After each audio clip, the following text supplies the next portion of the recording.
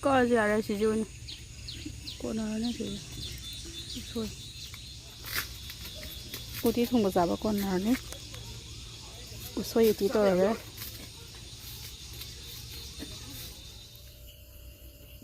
Utsoi tí tao cái khôi đấy lên bữa Utsoi này đào ra rồi mà các tăng Utsoi xuống ngầm bả tay đi xuống rồi xuống mà không chỉ bả được sẽ dễ mang đầu tí tao ra cái nào có bị sự sambal rồi đấy Yengsi Khechri Ooti đấy Maroi Thongba cái cái xem sao rồi Hozin kang sem saram na phai ba maroi mangal du tinga me adu imlak si yam phadana hawa ha ba Khechri hapagi thamna ji zo mu koi thi bane adu phang thawai na thi resu phang da ba ki do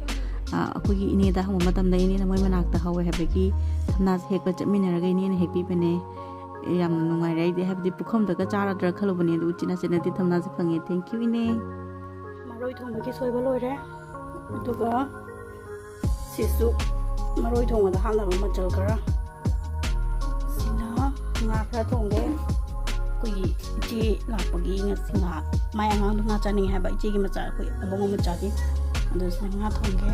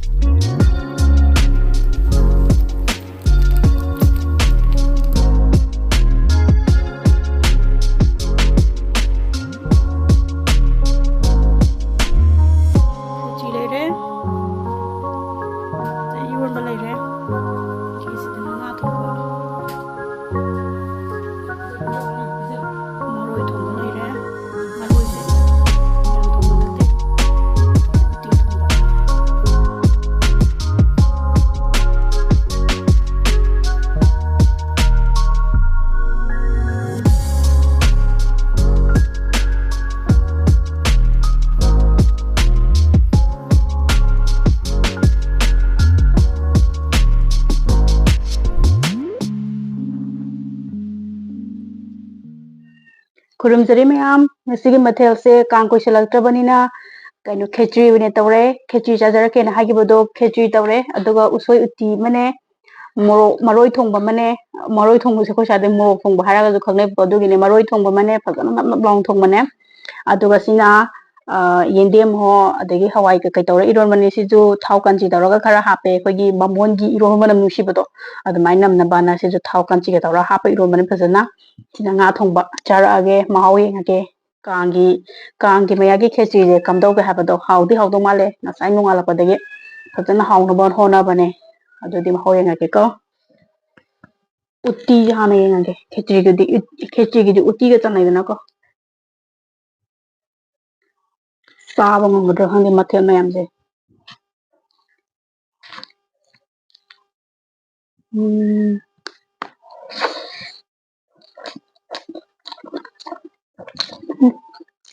Hawa.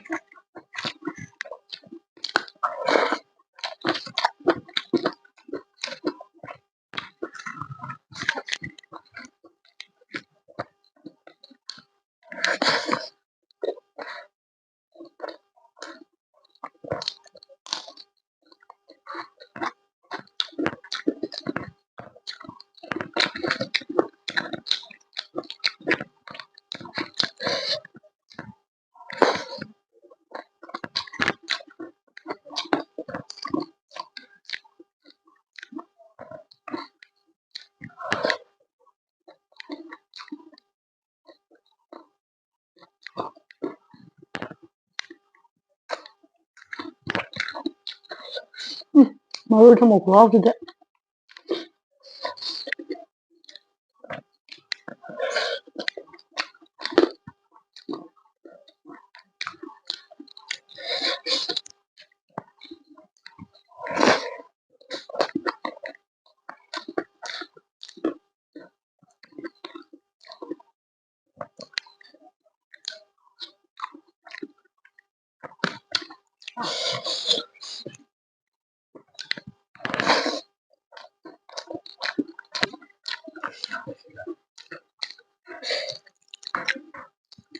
Maroi thongba je aini hek chaningba da oye. Bambona thongba da so maroi thongba yam paame ba.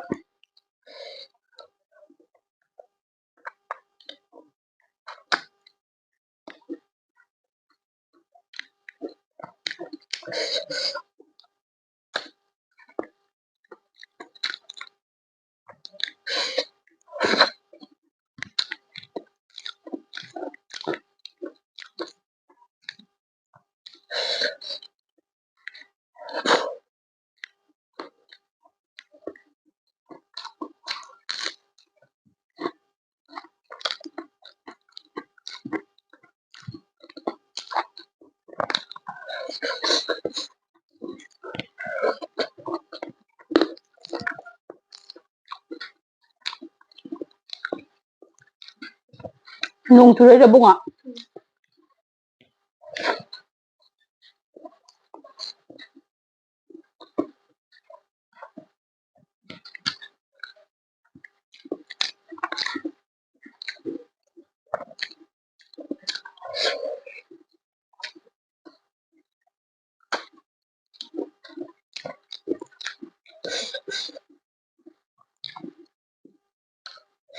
Thangini di kwana tupaga.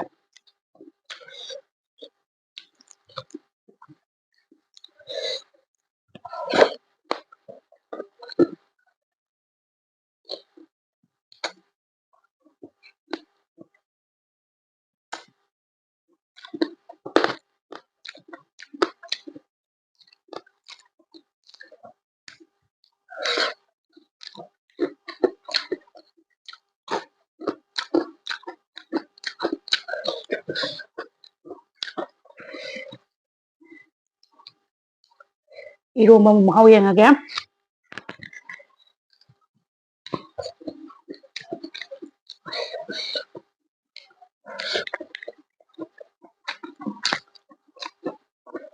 Hawa.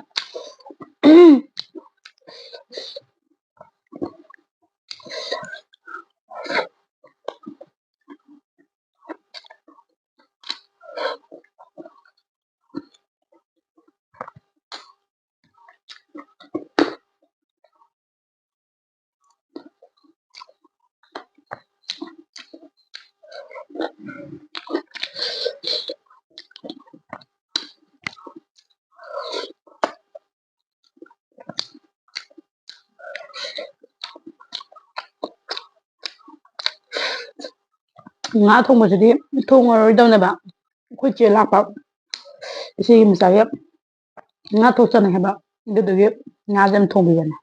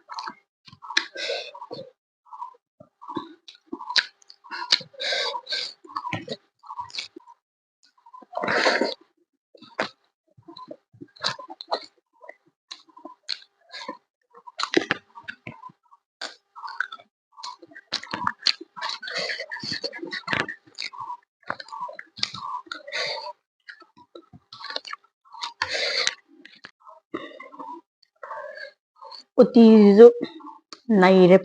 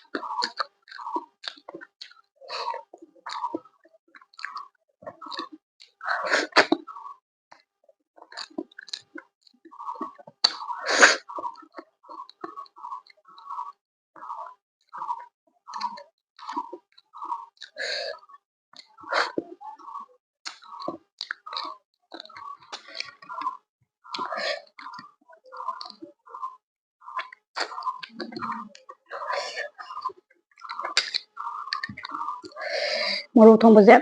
mathel nyam bagi lek to e cha ngamoy ai horen cha bagi thamage thamgrage amoy thamgrage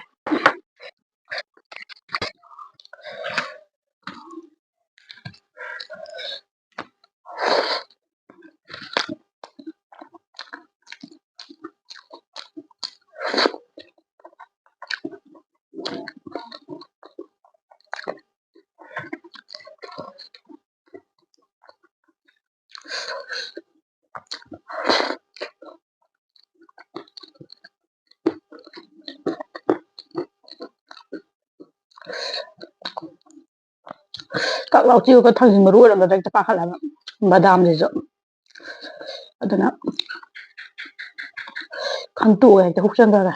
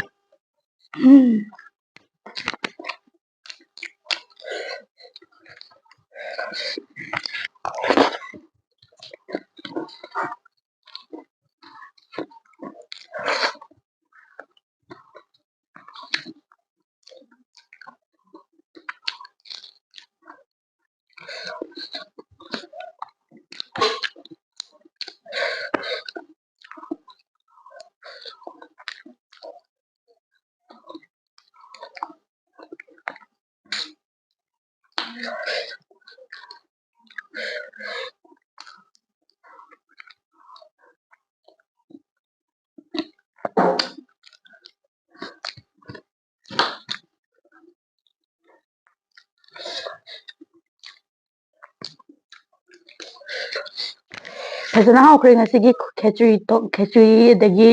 uti maroi thongba aduga nga thongba fazana hauki mathel iromasu yamna hawi matungdasu comment ta sabiro haiba singdo adum mathang mathang thongga chajarake channel sibu mayam nusibiduna support tawbiyu like share subscribe tawo kawbiganu royana amukahna khurumjari